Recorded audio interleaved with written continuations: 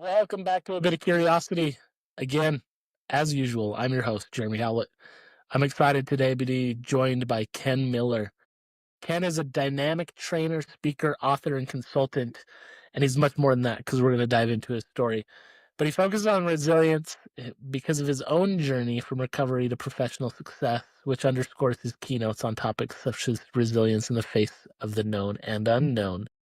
As the president of Denali FSP Fundraising and Grant Consultants, he leads transformative fundraising strategies, empowering nonprofits across all sectors. Ken's workshops, such as Making the Ask with Confidence and digital, online, and social media for fundraising success, are tailored to deliver practical, actionable insights for fundraising professionals.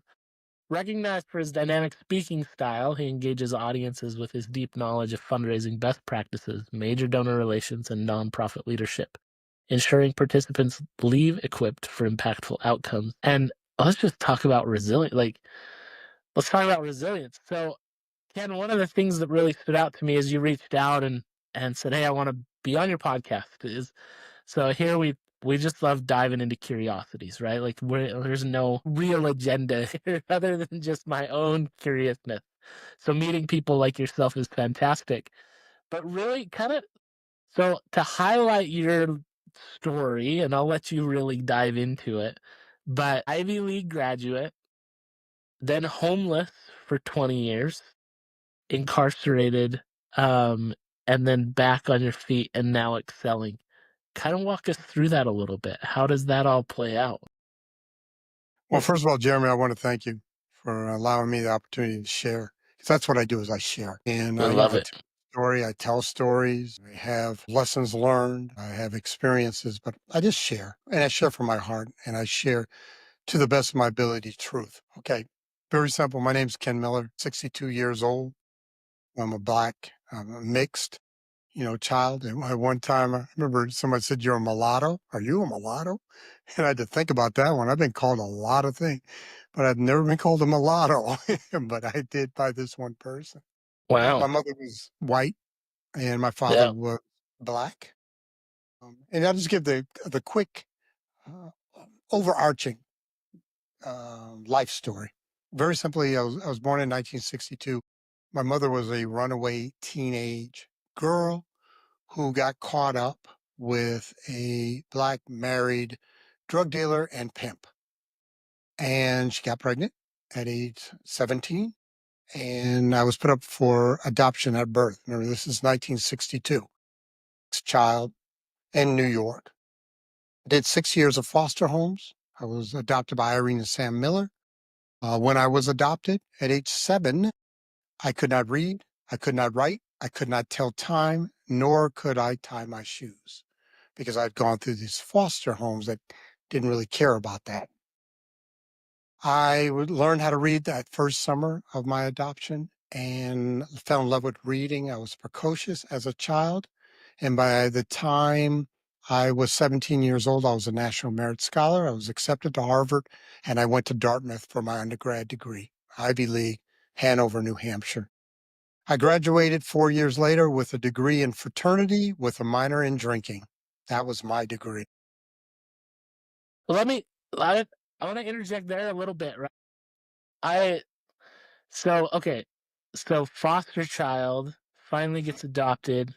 Um so do you like your desire to go on to pursue an Ivy League education? Was that strictly from reading? Like, was it reading? Like, what brings that about? And maybe kind of take us into so after being adopted, what did your home life look like? Was this an upper class family? What was that experience? Well, my parents were Irene and Sam Miller. And this is somewhat important because it has something to do with what happened later on. So my father had been married before and had two children, Michael and Christine. But they were adults when I was born. In fact, my brother was in Vietnam, 1969, and my sister was Christine. But they're again much older than I. I was 6 years old, yeah, going on 7, and they were late teens, early 20s, but late teens. So my father was an alcoholic and he was a violent alcoholic. He was a self-pitying alcoholic. My mother was a teetotaler. My mother was educated. She ended up getting her master's from Columbia Teachers College, which is one of the top two schools of education. Yeah. Usually we count University of Chicago and Columbia, the different schools of thought, and was working on her doctorate when my father shot her. And we'll talk about that at a later point in the conversation. Okay. So, being that my father was an alcoholic, what do you say, my growing up? I grew up in the country, and I mean country. I would say middle class. Yeah, middle class. My mother was a teacher, instructor, and administrator of nursing programs. So she was an RN. And then my father was an accountant, but a lower level accountant. And I grew up literally in the country. There were no kids I could play with within walking distance. That's how much country I grew. My address was RD1, which stands for Rural Delivery 1. But the mailman knew where everybody lived on that road. So, you just see the name, and we're all RD1. So grew up RD1, town of Bloomingburg, New York. Wait, and I could say that. At one point, I was the only black male in my school. There was two black females, but this was the environment I grew up, but very rural. The number one thing, rural. And then Yeah. at age 12, I moved to Alaska. We moved to Alaska. It wasn't me. Oh, wow. Yeah. So I grew up high school, junior high and high school in Anchorage, Alaska. And that's really was very formative for me. I did very, very well in school, but it wasn't hard. It was one grade, one class per grade in the school. That's how small it was, my school, elementary. Wow.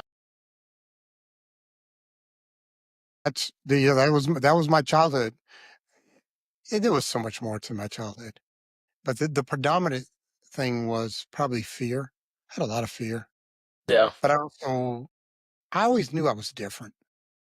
How I say that, Jeremy, I don't want to come across a certain way, but people have to interpret what I have to say by how I say it. But I was always different.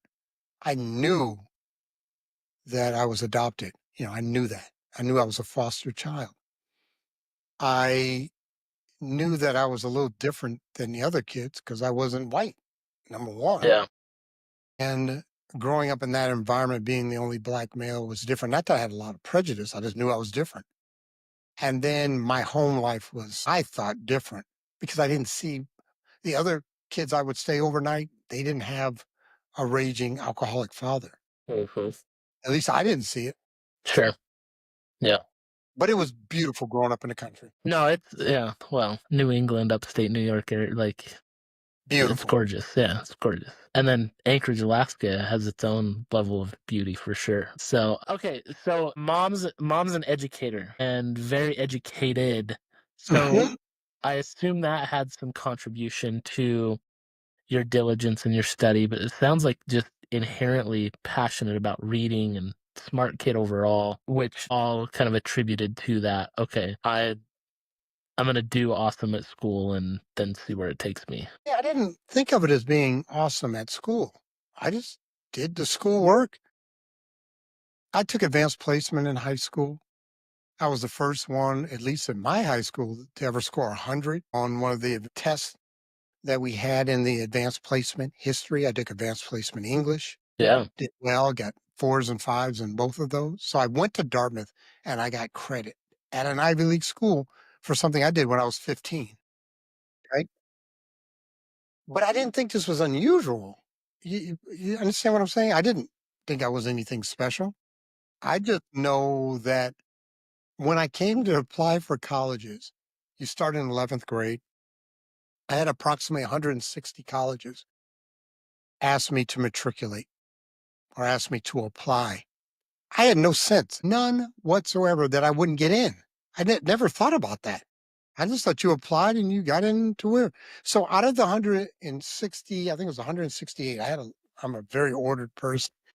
I only applied to three colleges. And so remember, my mom went to Columbia's Teachers College, Yeah. Ivy League, but that's the master's program and PhD program. But I had gone with her. back in the early 70s. So I was very, and so my mother knew the Ivy League and she wanted me to go to one of the Ivy. So the three colleges I applied to were Harvard, because it's Harvard, Yeah. Dartmouth, because it's in the country, and then Oberlin in Ohio, because they were the first Interesting. college to Okay. let blacks and females in. They were back in like the 1850s. And I Yeah. was impressed by that when I was 16, very impressed by that. So I go off on this trip. I come back and I got these letters waiting for me, and they're going to say yay or nay. Now, remember, I never thought I could not get in. So I open up, the first letter, Oberlin, yes, we'd love for you to matriculate. Open up Dartmouth, yes, we'd love for you to matriculate. Open up Harvard, yes, we'd love for you to matriculate. Because remember, I had a lot of things in my wheelhouse. Yeah. For sure. Black, I did very well on my SATs. I did a tremendous amount of extracurricular extracurricular activities. I was I played sports. I mean, I checked all the boxes. Okay. So I have all these three acceptance. My mom, I'll never forget, my mom seen me and said, Kenneth, what school do you want to go to? And I said to her, I said, Oberlin. And she says, that's great. What's your first choice? And I'm like, I'll go to Dartmouth then, because I hated cities, hated cities. Mm. I grew up in a country. Yeah.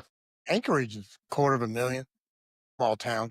Well, I in the 70s, it was much smaller than it is today for Yeah, sure. yeah, So, yeah, it was yeah. like Yeah. 170 when we went there in '75. But I lived, that's why I didn't even apply to Yale, didn't apply to Columbia. I didn't count Brown or Cornell or Penn as being a real Ivy. That's just me. And I found out later I would have liked Princeton, but I didn't apply to Princeton because I'm a New Yorker, and New Yorkers hate New Jersey. We just like Can't cross the trained river. to not like New Jersey. I drive through Garden State, Parkway or Highway and Palisades and Inglewood, but no, did not like New Jersey. I found out later I would have liked Princeton, but I love Dartmouth, and I'm very, very glad I went. So, okay, so Ivy League education, brilliant kid, just the upbringing, right? Like, and recognizing to some degree that you're different, right? Like, I can't, like, I'd imagine growing up in Anchorage, Alaska in the 70s, there probably wasn't a lot of black kids in your high school. Actually, there Or am I, were, were there? Okay. All right. yeah. So here I go. I'd imagine a decent amount of natives, but okay. So I come from upstate New York, but all they know is I'm a black guy from New York. Yeah. So I they all go think to New the York I City. go to the I go to the basketball court, and they think I can hoop. I can't hoop. And somebody said, "Well, what's the newest dance?" Gosh, dance. I can't dance. I don't know how to dance. I literally did not know how to dance. Yeah. And I'm a black kid, and I was very, very, like you say, protected for a lot of different reasons, and very naive. Okay, so I even went off, but so I go off to college coming out of Alaska, and I'm very naive. I'm 17 years old. I had a Jerry curl, which is these curls, really a California curl, Yeah. which had gone out of fashion like 2 years before. I have a jean jacket that has all heavy metal bands on it because I grew up loving heavy metal music. I got Black Sabbath, I got, Black Sabbath, Van Halen, whatever, but they're written on my jacket like Yeah. graffiti. And this Jerry curl, you're talking about a fish out of water. And this would have been what, 1980, right? 1980, Yeah. all September of 1980. I'd never been to Dartmouth. I had never seen a preppy person. I didn't even know they existed and didn't like them. So anyhow, I'm this fish out of water. I can't drive. I'm 17.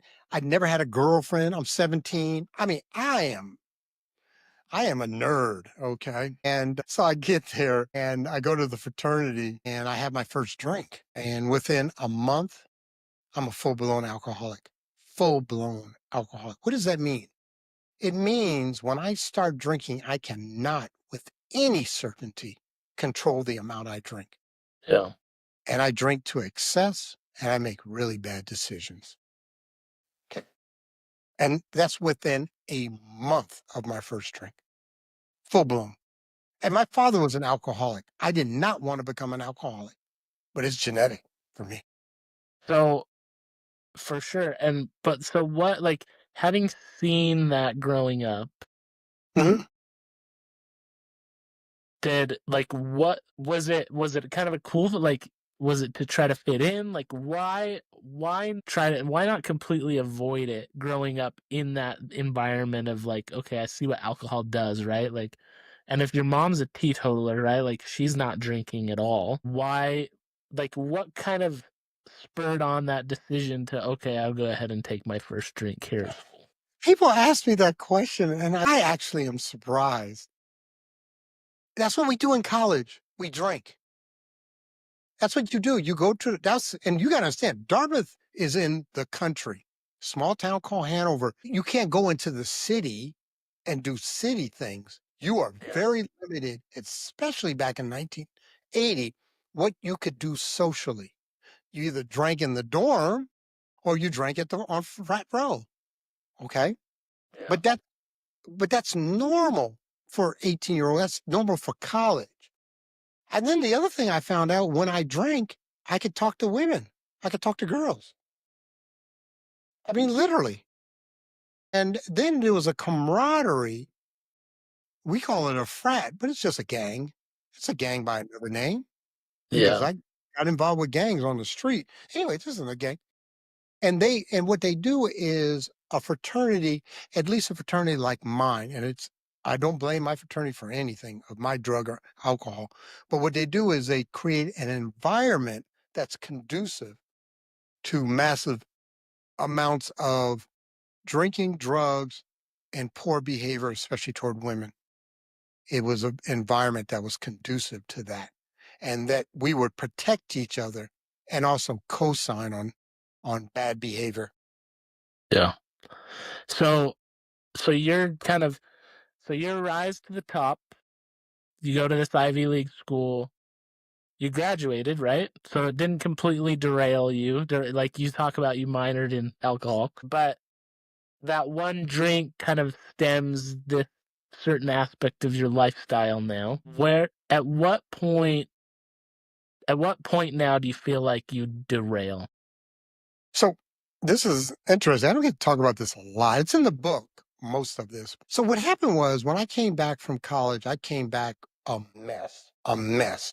Came back to Anchorage. Yes, back home. Okay. Yep. No job prospects. I laid on the couch. One of the things is I'd been removed from the alcohol. I was drinking every single day to excess.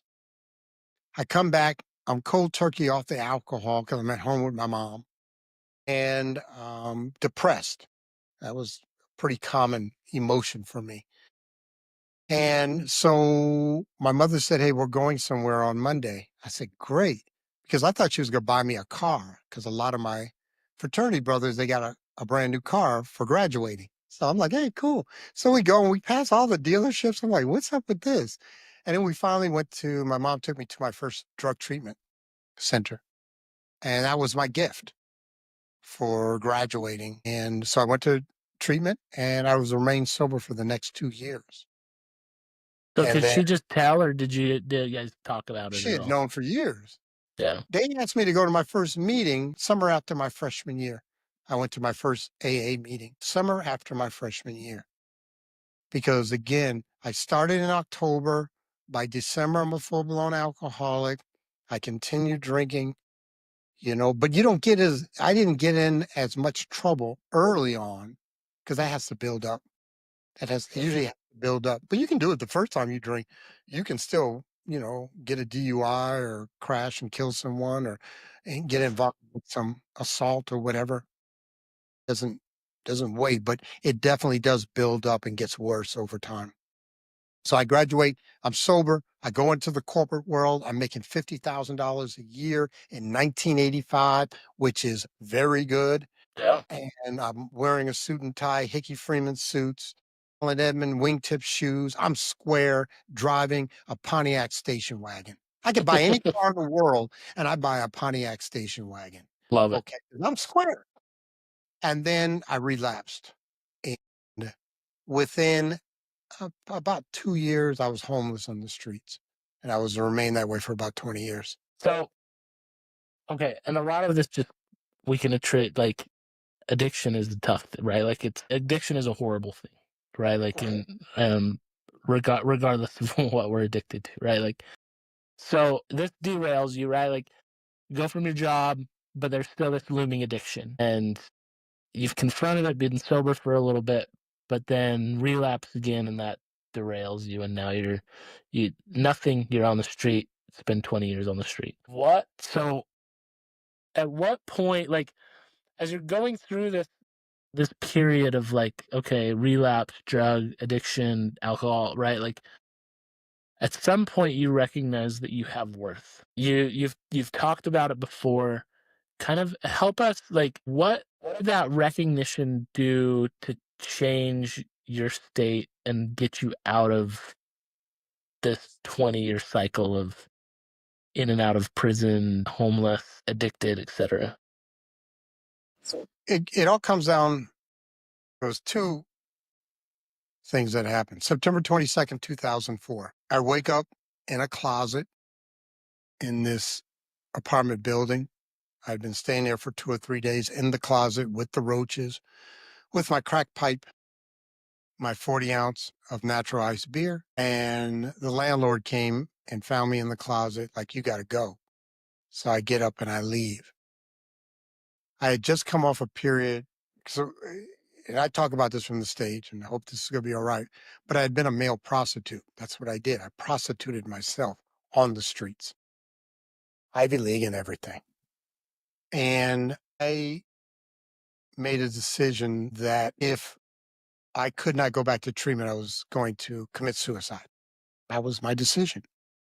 So I called my mother and I said, can you send me to treatment one more time up in Seattle? I'm in Reno, Nevada. And she said, Kenneth, I'll have a ticket waiting for you at the bus station because I was not allowed in her home. She lived in Reno because I burglarized her. I robbed her. And so I wasn't allowed in the home. I'm the only child, remember? And she Yeah. had this tremendous love for me. So I went out there and did a drug hustle and had a $10 rock of crack cocaine. I went to sell that and I was arrested by the street enforcement team, Reno police. And I'm hemmed up waiting for the paddy wagon. And I had tears flowing. And the cop came up to me and he said, why are you crying? Because he thought maybe I was hurt or something had happened, whatever. And I was smiling too as I'm crying. I said, because I'm going to live. I can do prison all day long. I've been there twice before. I've done years. I Yeah. can't do streets. I can't do kin on the streets. So that was number one. I had some hope at that point. And then about a month and a half later, I'm lying down on the bunk in jail awaiting sentencing, which I was sentenced to 6 years. But I was also told that the next time I came in with a felony, I was getting 25 to life, habitual criminal statute. And I still believe him. You know, he's Judge Hardesty is on the Supreme Court now, Nevada Supreme Court. So anyway, lying there, and I had a conversation with God. Make it real simple, and I listened to him, and he said it's not going to be easy. It's not going to be without pain or discomfort. This journey, but I'll be there. I will be there with you. I'll walk with you. Just get through it. This too shall pass. And literally, I still remember. I tell this story all the time.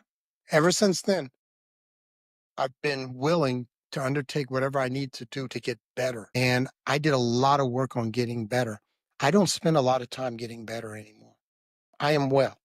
I am well. I am competent to life. I like me. People like me. I have a beautiful wife. I got grandchildren. I do. And I'm successful business wise. I'm successful financially. My health is good. So instead, I try to give out instead of working on me, because I'm good where Ken is. I'm good. I work on trying to help others. That's why I'm on this podcast. Yeah. Is so hopefully I can help others, inspire others. For sure. No, I love your mission of like reciprocating, right? And okay, now it's time to really give back and right, like I'm in this place, right? I so during the 20 years, right? Like are there moments where you're like, I'm better than this? Like I shouldn't be like this.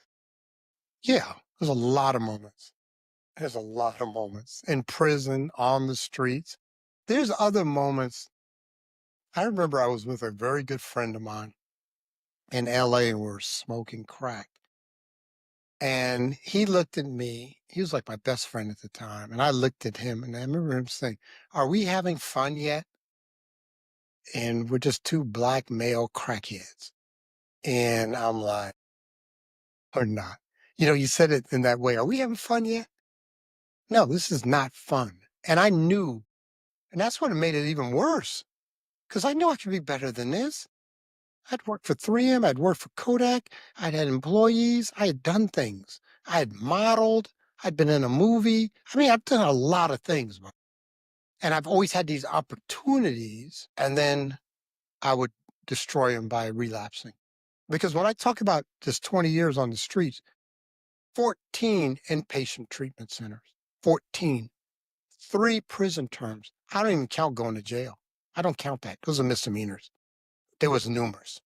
But in Yeah. between, I'd have sometimes 3 months, 6 months. Once I even had another 2 years of being clean and sober, and I threw that away on a relapse. So you mentioned earlier here that you had a lot of fear growing up, that there was kind of this overwhelming fear. Would you attribute fear to getting you out of this? Because you mentioned the judge kind of laid down the law. He's like, okay, like this is the third time. If you come in for a fourth, you got 25 to life. No, that's not why. No, Okay. not there can be a motivator. Yeah, but I don't feel like fear can be a life changer. Like if we Eh, live based on fear, then we're not truly rising above who we ought to be, right? And so where does the intrinsic motivation or the intrinsic change happen at this point 20 years ago when you're kind of facing it all again, right? And then it's like, okay, now I'm actually really going to make a serious change versus every other time that you attempted it before. the intrinsic change was that conversation with God. That was Okay. it. That was the Yeah. moment. From then on, but doesn't mean I still don't have to do work. So I Sure. Yeah. Well, let me explain this. So you go to jail for 3 months. I've been to prison 3 times. It takes about 3 months to work your way through the court system. Then you go into prison. Prison always is one you have to be doing at least a year to go into prison. It means you have a felony. Jail is misdemeanor and those awaiting sentencing or court. Okay, so we get that out of the way. I get to prison, and I remember I'm walking into the same prison. I've been twice before, because it's what they call a classification unit. And I said to myself, if I am the same person coming out of this prison that I am going in, I'm going to have the same results. So there's 4 areas I have to work on: physical, intellectual, emotional, and spiritual. And I literally I just looked at it the other day. One year I read 170 books when I was locked down because I write down every single book that I've ever read, well, since the last 20 years. Okay. So I worked on the intellectual because it was not good, my intellect. I worked on the physical and ended up powerlifting and did very, very well. Okay. Came in second strongman competition on that whole yard of 1,100 men. Okay. And then But that's impressive. it is impressive, but remember, it's weight based. There's a formula that we use. So I lifted, I was 198 and I did a 518 deadlift, which is the record on that Yeah. yard at 198. That is good. Drug free. Okay. So that's physical is taken care of. Intellectual is taken care of. But my two main ones, but really for my purposes, was emotional because I was so shame based. Yeah. And because, I had done so the pretty much the lowest thing you can do on the streets is be a male prostitute. And I didn't want anybody to find that out. There were people who knew, but I definitely didn't want any of the guys inside to know that, let alone the people on the streets. So I had to deal with that secret. And I talk all the time from the stage about taking away the power of the secret and then taking away and looking at what is shame, and especially what is shame versus guilt. Very simple. Guilt is I did, shame is I am. Okay. And I had a very, very negative connotation. I am less than. I am not worthy of love. I am not competent to life. So I sat down with a counselor, told one person, then I told a small group, then I told a larger group, and now I can get in front of thousands. I get on podcasts. I've said it on 20 podcasts. Doesn't bother me. It's in my book. Doesn't bother me. People who know me like me. People who don't like me don't like me. I don't know who they are, but I'm sure there's a few. So, okay, so you use the word shame here, right? We've talked about fear a little bit. So you're repeating this cycle over and over, right? And but at some point it breaks, right? And now you have this conversation with God and you're like, "Okay, I know that I've got to come out a different person." So, what would you tell somebody like, shame is a real thing, right? Like, the "I am" that you talk about the "I am" statements, right? Like, and "I am" statements go all the way back, right? Like, they're biblical, they're Greek philosophy, right? Like, we can go, like, the Stoics use it, right? Like, there is power in saying "I am," right? Like, the Jehovah is there with Moses, and he says, "I am," right? Like, "I am that I am." And there is this self-proclamation of who we are and what our worth is by saying "I am," right? Like, if I am a drug addict or I am an alcoholic, that's what I believe myself to be, and that's what I will esteem to be, right? Versus, like, approaching it in the way of, "Okay, these are the things that I do or have done, but it's not who I am." And learning to separate those two, I think, are really essential to our progression. But how? So you've gone through it and you're teaching people now how to kind of do it. But how do you? So let's take an example, right? Somebody that is like, okay, I know I should be doing better. I'm smoking, I'm drinking, like I'm stuck on these problems. Like I want to get out of it, but I don't feel like I'm worthy to get out of it because this is who I am. How do you help somebody get out of that and know that, hey, your worth is more than what you do, right? You are greater than what you're doing right now. Well, I have some suggestions. I've worked with a lot of guys and I do a lot of mentoring. Like I get ultimately it comes down to the individual choice, right? Like we all have to make our own individual choice, Yeah, but there right? are But things like, we can recommend or yeah, suggest that will help. So my core fundamental is truth. It's truth. And most people are not willing to look at truth.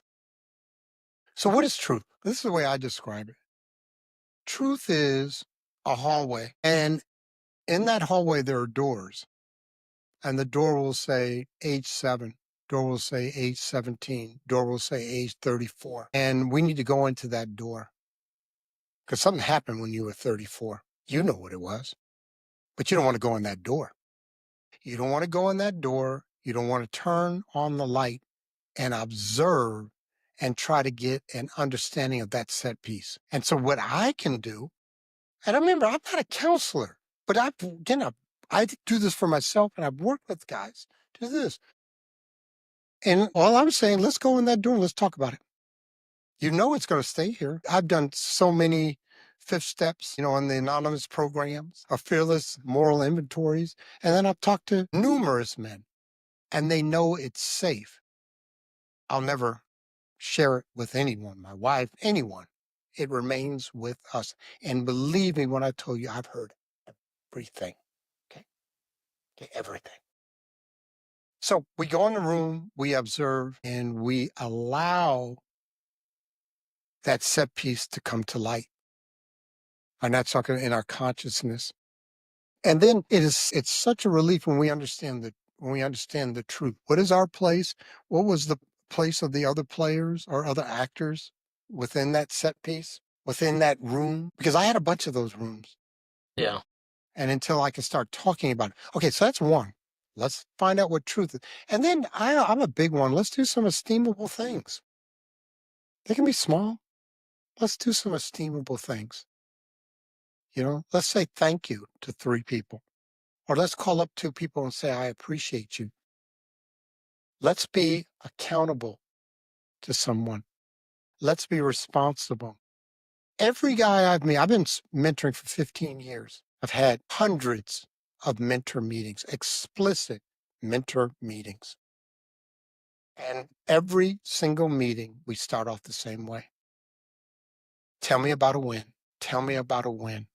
And I've never had a man not be able to tell me about a win. That's happened since the last time we spoke. Yeah. Okay. So we do esteemable things, which bring up the self-esteem. And then we start taking away the power of the secret.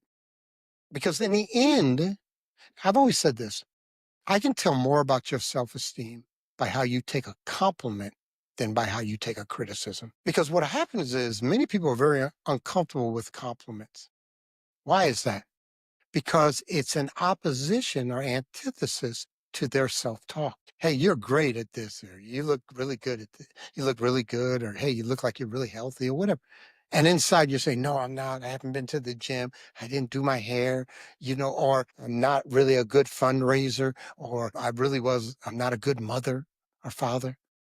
And it's an opposition, and they're very uncomfortable. And what they'll probably try to do, the number one thing try to do is deflect it, or they'll try to lessen the compliment. And so I don't do it to do people. I give a lot of compliments. I say thank you all the time. Again, that's of my choice to do that. So those are just two. And I got more, but those are just two. No, I love both of those, right? Like the power of gratitude, right? Because then we're recognizing the goodness around us, right? And those things that are impacting us and those individuals especially, right? And I think like you've talked a lot about your mother in this conversation, right? And just the impact that she had on you and many of the good decisions that you've made over the course of your life, right? And the fact that she kind of banned you from her house because you were not making good decisions, right? Like that is such a strength and a power of love that's really hard to do.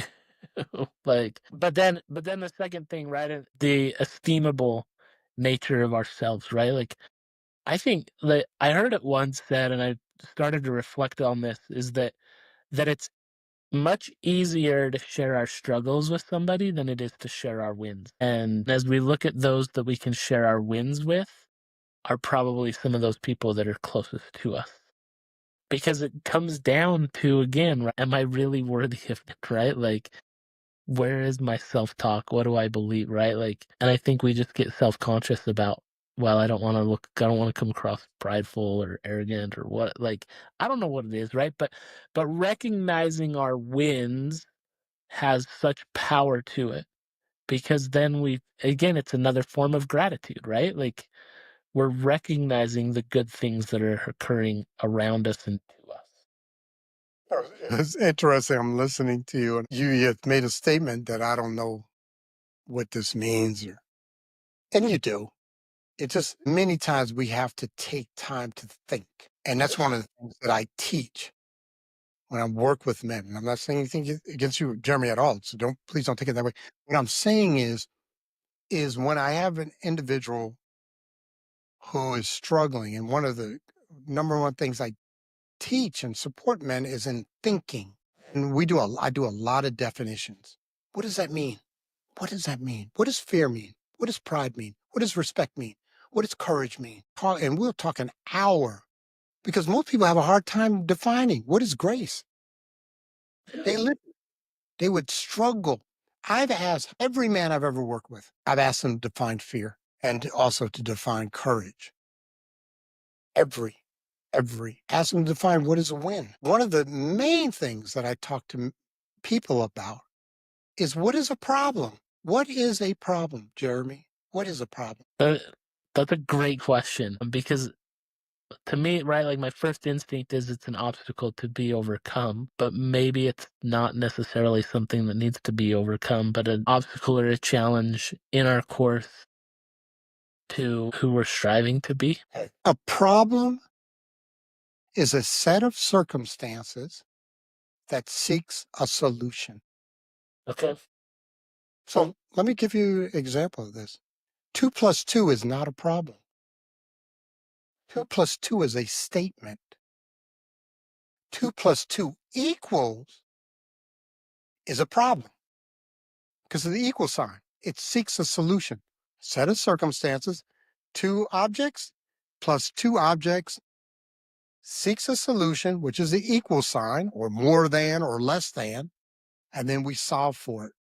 Whether it's a math problem, a word problem, or a life problem, it's a set of circumstances that seeks a solution. And sometimes, and this is difficult for a lot of people, the solution is just acceptance of that set of circumstances. And when we get comfortable, so a lot of times when I guys come to me with problems, all right, what's the truth? What's the set of circumstances? Is it seeking a solution or is it just a statement? And then sometimes the solution or the answer, many times, is just acceptance that this is God's truth. I had a problem when my mom died. I had a problem. And the problem was I couldn't talk to my mom anymore. I couldn't seek her counsel. I can't bring her back. There's no solution in the physical world for me to bring her presence back. Right. So therefore, the solution is acceptance that this is God's truth, or this is just truth. And we just want to use the word truth. That this is a fact, this is the truth, and we need to marry and to move on in acceptance. Well, it's So anyway, that's how I work, and that's yeah, no, I like that idea, right? Like I think so often we want a solution, right? Like if we got a problem, it needs a solution, right? Like I got to figure this out. When in reality, like sometimes it's just acceptance, right? Like so a as lot of you know, time. like we were scheduled to do this yesterday. I ran into some travel issues Mhm. and so forth, right? Like so as I'm traveling home with my wife and 2 daughters. We're traveling from South Carolina to Utah, and we had a layover scheduled in Nashville. Well, there was some rain, thunderstorms, lightning, gnarly weather in Nashville. So we ended up kind of circling around, waiting to see if we could get clearance to land. No Mhm. clearance came. They tried to land in Memphis. Memphis was overloaded, so we rerouted to Atlanta. And my daughter she's a varsity cheerleader. She was supposed to be with her stunt group last night. After we got home, we were supposed to get home, and she had some plans and whatnot. But nonetheless, we got pushed, and she wasn't gonna make it, right? And so then she's also got practice this morning where she's got to be there at 7 a.m. So now she's freaking out. So it's like, here's the problem, right? Like, we need to get home, and I need to be home at this certain time. But the reality of it is, right, like, I can't control the weather. I Right. can't control the flights, right? Like, yeah, could we have flown home a day earlier? That some of the but at this point, it's too late to make that change, right? That's past. And so but there or really this reality that there are things within our control as humans, right? Things that I can make choices about. And sure, we can get into a much deeper philosophical conversation on that one about agency or not, right? Like, but I believe that we are free to make choices, right? But then there are these things that are outside of our control. And it's when problems are faced by the uncontrollable that we then need to learn to live in more acceptance, right? And be able to embrace that experience of acceptance, which your example of your mother is spot on, right? Like can't control her Bring it passing, back. right? Like you can't bring her back. I can't like I have the memories, right? I have the things that she's taught me, but and that's what I get to live on now, but I can't have those one-on-one conversations with her because I can't bring her back. That's not right. That's completely uncontrollable. And so then there's this acceptance. I can't control how my flights line up when there's bad weather. I get rerouted, right? Like, and so, yeah, I need to just live in acceptance. It's when we start to fight against the uncontrollable or seek to try to solve the uncontrollable that we then begin banging our heads against the wall and find problems in life and we find faults and we find issues. But when we learn to let go or to have live in acceptance of the uncontrollable, then we are more apt and able to control the things that we can control and then just let the rest kind of be and live in a more, I don't know, exalted higher state, I guess, in letting things be as they are, as hard as that certainly is for many of us, right? Yeah. I mean, it just there's a lot to unpack there. But in the end, so one of the first things we have to do is what's the truth? What is the reality and the truth around this situation? The word I use, a set of circumstances. Okay. Then is it solvable? Is it solvable by me? Okay. Or people that I have that I can affect? There are hungry people in South Sudan, Africa, right? For sure. Is that a problem for me? Actually, it's not a problem because it's a set of circumstances that I cannot solve for, nor do I have agency to work with people. If I truly believe that was a problem for me on an individual basis, then I would do my research and maybe give a donation, but I choose not to. That's my decision, and I'm good with it. Okay. Yeah. So I'm very, very cognizant of what I can and cannot do. And then also what that which is important to me as an individual. The other thing is that we got to make sure it's again, it's not a statement versus is it a problem? And then this is a big one. Then I'm really big on how do we feel as opposed to intellect, as opposed to action. Okay. And I'm a big one on intellect. I'm a big one on cognitive. I'm a big one on learning and intelligence and using this gift that we have. Or if we don't have the gift, to seek outside counsel so that we can see truth, that we can make a decision. What I'm bringing it back down to rarely do I make decisions based on feeling. Rare. Because I know feeling is not cognitive, it's an opinion. That's what a feeling is. It's an opinion. And what we do under feelings can be inimical to me, my family, and society. Okay? And I had to learn that coming out of prison. I had to literally learn that lesson. One of the things Yeah. that I teach on is the power of words. And I don't know if you have them, Jeremy. I don't know. But there were certain words, if I heard, I had a script that I had to play out. And I'm talking about in a physical way. Usually verbal. I'll threaten you first, then I will physically do whatever I can to cause you pain and discomfort. Okay. That's over words, Yeah. just Yeah. vibration of vocal cords. I have it now that unless you threaten or hurt my family, you can call me anything in the world. Literally, you can call me. But as long as you're not threatening, and I'm talking about physically threatening me or threatening my family, I'm cool. I'm cool. I'd be like, why? Why you want to call me that? I'm not that. That's on you.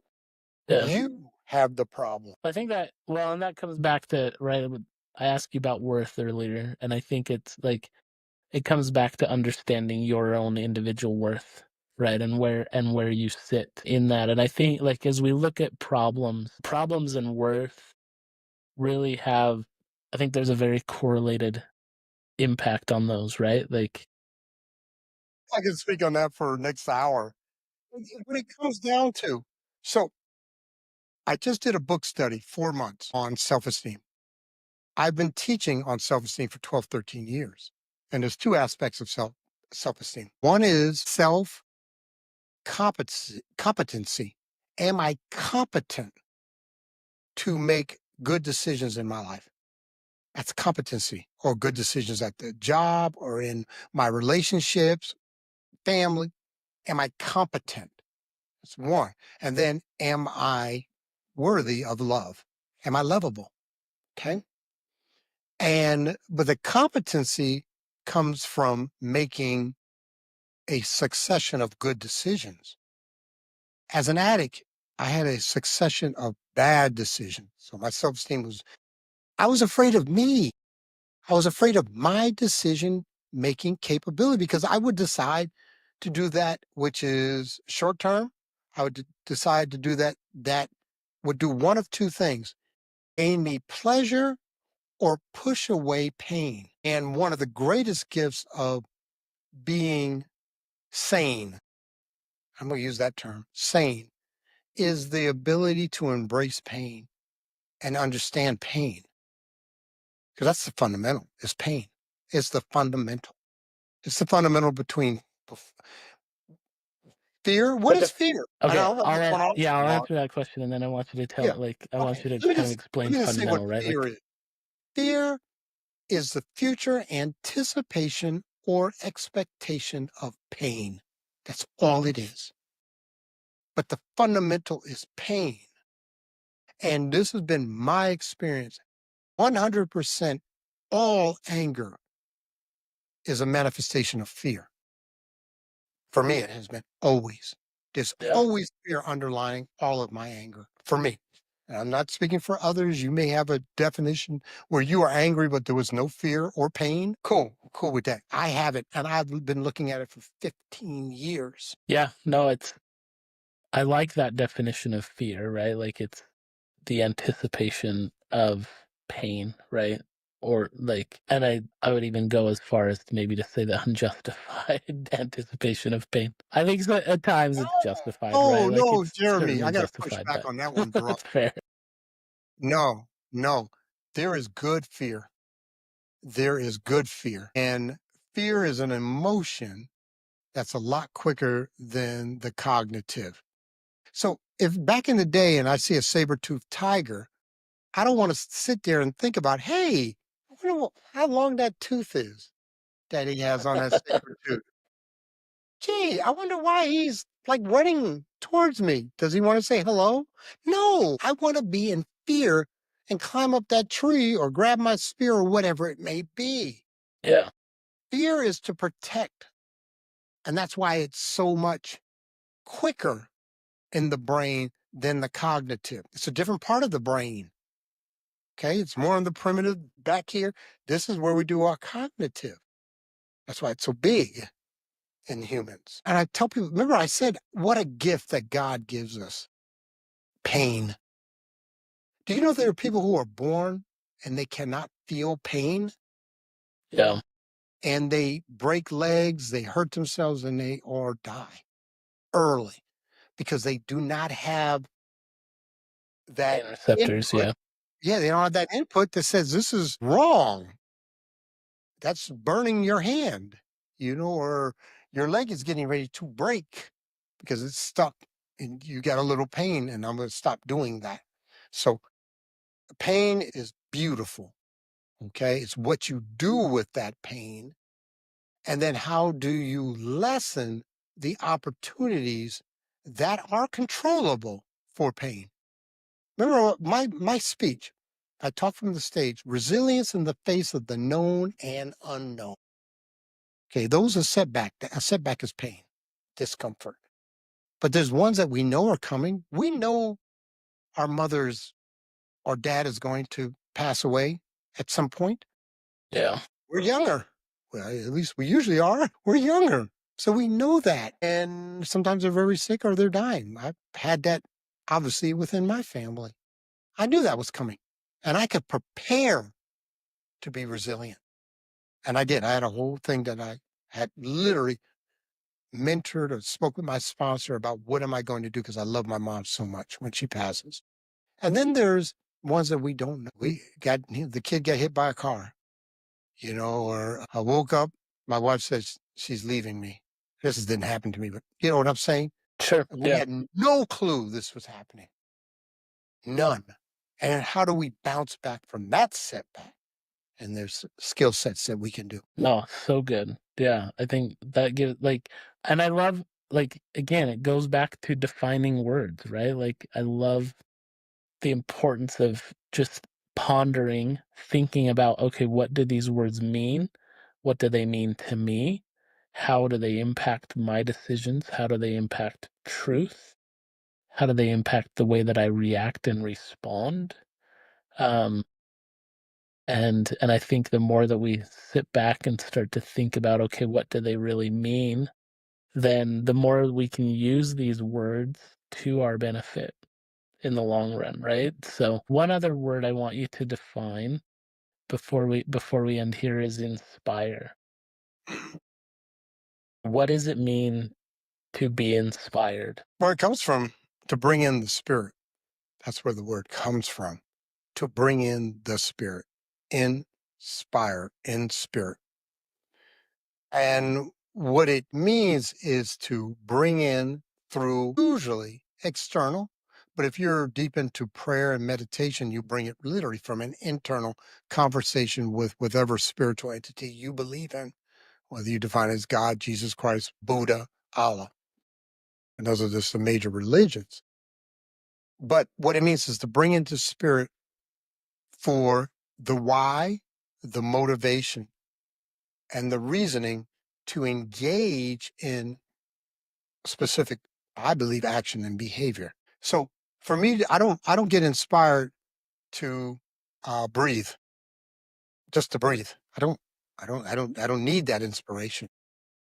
But there are times where I need inspiration and its kissing cousin, courage, to be able to undertake a task or a next indicated action that may be uncomfortable for me. Okay. And I need that inspiration. And I do it. Let me give you a great example of inspiration. I used to be a runner, and I'm talking about, 10Ks, 5 miles, 10 miles, things like that, half marathons, stuff like that. And those who are listening, who are runners, know that it can be painful and or discomforting. And until you get to that place we call the runner's high. But there'll be Still times painful and discomforting after the runner's high. yeah, So, to me, I don't know about you. There were times I could run. I felt like I could run forever. That was such beautiful. But anyway, usually for me, from usually about 2 minutes to 13 minutes, it was painful. And then I would kick in, the endorphins would kick in. But there would be times I'd be running. Let's say I'm running for an hour. Let's say I'm running for 2 hours. And and I would, one of two places I would go. I said, no, I'm going to do this for my mother. I'm going to make that marker there. Or I'm going to make this time 2 more minutes here. Or I would do it for my wife. That was I would bring in the spirit, the thought, because that's external to me. It's yeah. metaphysical. And this is a truth. Never have I failed to meet that mark. Now, if I was doing it for myself, man, I 1,000 times let myself down. 1,000 times. But if I said I'm doing it for my mother who had passed away or my wife who had passed away, I would do it. And I would do it. That's inspiration. Oh, yeah. So what inspires you today, now? Gratitude is one. Love is another. Calling is another. Probably those are the three main ones. We talk about gratitude. I always say to people, you say you're grateful. What are the actions behind that gratitude? To walk around to say I'm grateful. Hey, that's great for you. But if you have gratitude, how do you give that back? How do you honor wherever that came from, whether you call it God or not? How do you honor that? And then love, and I'm talking about love of my fellow man, love of my community of Black men. I work a lot within that community, Yeah. love of my family, and then love of my God and love of self. And when I think about those, that's what inspires me. And then the way I manifest it is a lot of my it's grind. I Yeah. grind. No, that's profound. Like, it's one thing to say or write down what we're grateful for, but do we put it into action? Do we put that gratitude to an active gratitude, right? So good. Well, to conclude today, this has been a such a fantastic conversation. You read a lot, so tell us what are a couple of books that you would, aside from your own book, which we'll put in the show notes, so the your story and being able to dive into that for sure. But what are a couple other books that you would highly recommend to others that have impacted you? Every single man that I mentor always starts off with the same two books. Every single one. I've worked with over 50 men. And those are The Six Pillars of Self-Esteem by Nathaniel Brandon and The Speed of Trust by Stephen Covey. Those are the first two books I recommend to every single person, at least every single person I work with. If somebody Yeah, comes with a specific area or problem, I would say, you know, go here, go there, because I'm not mentoring you. But every mentor, those are my first two books. I do love Covey. Speed of Trust is a great book. I haven't read The Six Pillars, so Please I do. will, yeah, I will put that one on the short list for the near future. Excellent. Well, Ken, this was a pleasure. Thank you again for joining us. So good. Such a fun conversation. As you've mentioned, we could talk for hours here about a lot of these things, and we could get into philosophically defining words and Mhm. going around on that, which would be a lot of fun. But we'll spare our listeners and we'll leave this at about an hour. So thank you. Thank Appreciate it. you. I'm very appreciative. And thank you, Jeremy, for your time. And thank you to all the listeners that are watching or seeing this show. Thank you for your investment of your time in your growth. Absolutely. Yeah. Thank you. Be sure to share this episode. Again, thanks for joining us on A Bit of Curiosity and have a wonderful day.